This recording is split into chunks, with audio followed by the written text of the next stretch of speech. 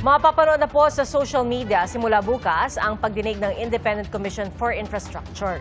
Nakatakda namang ipasubasa ang 4 na luxury vehicle ng mga Diskaya sa Biyernes. Saksi, si Joseph Morong.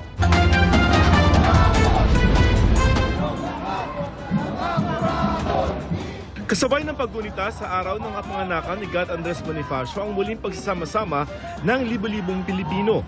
Mas kaunti man kaysa sa mga naon ng malawakang kilos protesta, masidhi pa rin ang panawagan para panagutin ang mga kurakot. And to those who think the Filipino spirit is weak, nagkakamali kayo.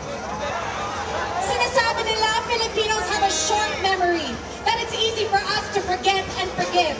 But believe us when we say, we will not forget what you did. At walang magpa-move on hanggat walang nananagot.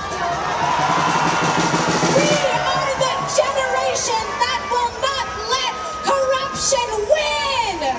Bagamat may mga kinasuhan at nakakulong na, tanong ng marami nasaan ang malalaking isda. Sa ngayon kasi na iinit na tayo, puro mga dilis at sapsap lang ang nahuhuli. Wala pa yung mga balyena at mga pating na malaki at bilyon-bilyon na inakaw mula sa ating kaban.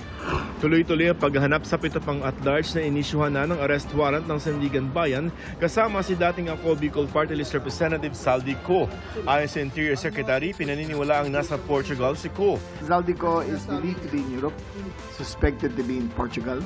He is suspected to have a Portuguese passport acquired so many years ago. Ayun lang ang details. Nakiusap kami sa lahat ng mga Pilipino sa buong mundo na kung makita na rin si Zaldico, kung pwede na lang picturean, padala kagad, i-post kagad sa internet para may idea tayo kung nasaan siya. Sa ngayon, ayon sa Department of Foreign Affairs o DFA, hindi pa kanselado ang pasaporte ni Ko dahil wala pang court order para rito. Ang isang taga-DPWH nasa Israel naman daw. Ayon sa PNP-CIDG, may mga taga-Sunwest Corporation na nagpahayag na gusto nang sumuko. May back channel po na sa amin. Wala po silang personal na abogado and apparently parang napabayaan. So they're takot also. We're trying.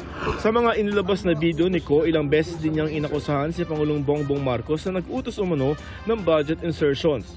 Sabi ngayon ng Malacanang handang humarap ang Pangulo sa Independent Commission for Infrastructure o ICI kung may ebidensya. Is the President willing to appear before the ICI if there will be evidence that will link him to those issues? Ang ICI po ay isang independent commission. Kung ano po ang maibibigay sa kanilang maliwanag na ebidensya, wala naman pong pagtututol ang Pangulo dyan. Hinihingan pa namin ng pahayag ang ICI. Simula Martes, ila-livestream na ng ICI ang pagdinig sa kanilang social media page. Handa raw ang mga kongresista na magpa-livestream at hindi hihingi ng executive session sa ICI.